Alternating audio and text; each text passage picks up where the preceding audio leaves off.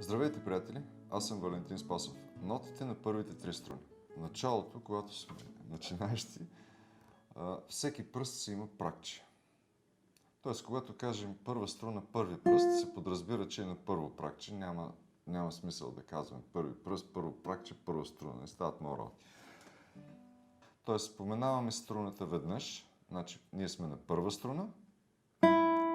Свободна е ми, без да натискаме. Първи пръст фа, трети пръст сол. Това са нотите на първа струна. Нотите на втора струна. Свободна си, първи пръст до, трети пръст ре, трета струна свободна е сол, втори пръст ла. И това са още веднъж, този път наобратно.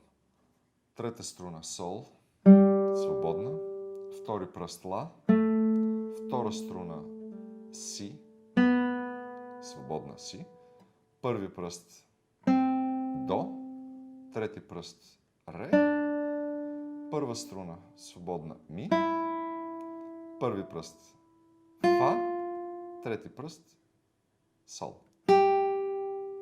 Значи, за да не се объркваме постоянно с тези номера, първа струна, първи пръст, първо пракче, трето пракче, седмо пракче и така нататък, съветвам ви да учите нотите в упражнения с постепенно, методично, с помощта на вашия учител или самоучител. Тоест, да, би могло да научите всички ноти, но не е много практично. В повечето учебници за начинаещи нотите са представени една по една или постепенно в различни комбинации, упражнения и така нататък, с което ви помага лесно да ги научите.